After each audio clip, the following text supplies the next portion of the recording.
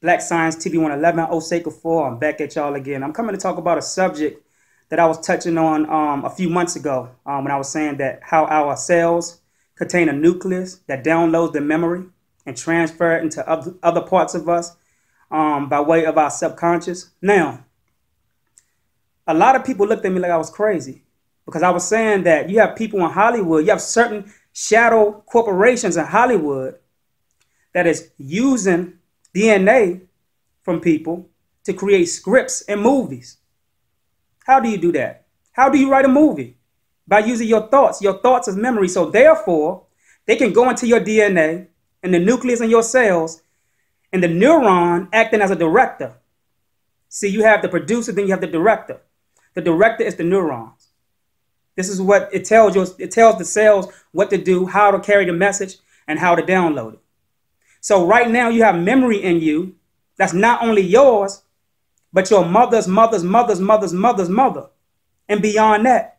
So they can go into your DNA and take scripts from all of those generations of real life stuff and put it into a movie just by extracting the information from the nucleus inside of your cells. Now, a lot of people said I was crazy for that, right? Now, somebody sent me something, and it says scientists replay movie encoded in DNA. Scientists replay movie encoded in DNA. Listen to me. It says molecular recorder would reveal secrets of brain development. This was July 12, 2017. I'm going to read this. It says, for the first time, a primitive movie has been encoded in and then played back from DNA in living cells. I said that. Scientists funded by the National Institute of Health say it is a major step toward a molecular recorder that may someday make it possible to get readouts. When they say someday, what they're doing is altering your time. Anytime somebody says someday and it's already occurring, they are altering your time. So this is where you have to stop and say, okay, they saying someday. But this actually exists now. All you have to do is use your common sense. If you have deja vu moments, then you are actually replaying something that you are familiar with.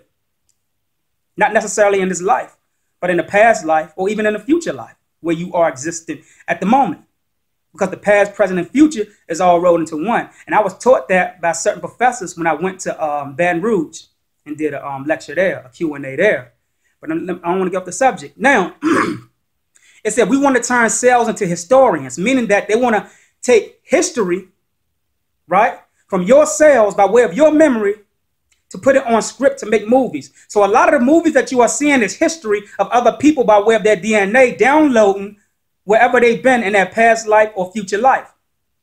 It says, and this is neuroscientist Seth Shipman, PhD, a postdoctoral fellow at Harvard Medical School, Boston. Excuse me. We envision a biological memory system that much smaller and more versatile than today's technologies, which will track many events non-intrusively over time. Non-intrusively over time. Now, meaning that they can look into your DNA and the parts of your DNA that's not even activated, meaning that the ones that's not activated, they can see when and where you are going to do certain acts. They are using this, they are using your DNA to solve crimes. They are using your DNA to determine whether you're going to commit a crime in the future or not. You are the technology. This is common sense. This is not coming. This is already here. Now, it said that the ability to record such subsequent events like a movie at the molecular level is the key to the idea of reinventing the very concept of recording using molecular engineering, saying researchers. In this scheme, cells themselves could be induced to record molecular events such as changes in gene expression over time, meaning that they could change the scripts in your DNA and manipulate the time in your cells by reconstructing the neurons to send those signals to your molecular structures, which is your biochemical structure. Your biochemical structure is your author. Your biochemical structure is the one that sends the frequencies to the neurons to actually edit certain things in your DNA, edit certain memory in your DNA. Again, you have memory in you right now. That's not your memory. It could be your mother's memory. And so therefore, you're going to play out certain things that your mother's supposed to play out if she left early, if she left this realm early. It seems far-fetched, right? See, a lot of us don't know that, say for instance, you get killed, somebody get killed in a car accident. That wasn't the way that they supposed to have left. But because somebody else in their family didn't activate that memory, they are actually initiating that memory that family member did not activate. That family member probably died in her sleep, but supposed to die in a car accident, but altered time. So therefore, that incident or that events passed all the way down through your mother to you, and now you get into an accident and die.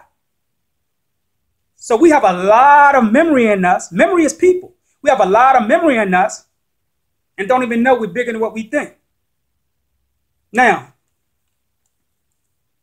it says, if we had those transcriptional steps, we could potentially use them like a recipe to engineer similar cells, added Shipman. These could be used to model disease or even in therapies, meaning they can actually, say for instance, if you have downloaded memory in you of a disease signals are memory. So if you have a disease inside of your DNA that's asleep, they can find that disease and awaken it just to make money off of you.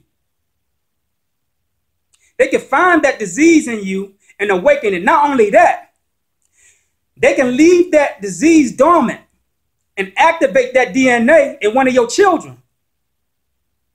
A lot of us think that because physically our children is away from us, that spiritually they're still not connected to us. This is not true. It's deep, y'all. It's deep. And my next book I'm coming up with, I'm writing based upon scripts in our DNA. That's the title of the book. It's titled Scripts in Our DNA. And this is a lot of good information. I got a whole stack of stuff of references and other things that will blow your mind. And I'm going to give this stuff to my students, to my online students upon them graduating.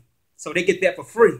So this is another credit for y'all. You get what I'm saying? So with that much said, Black Science TV 111, Osei Kufuor, I'm out. Peace.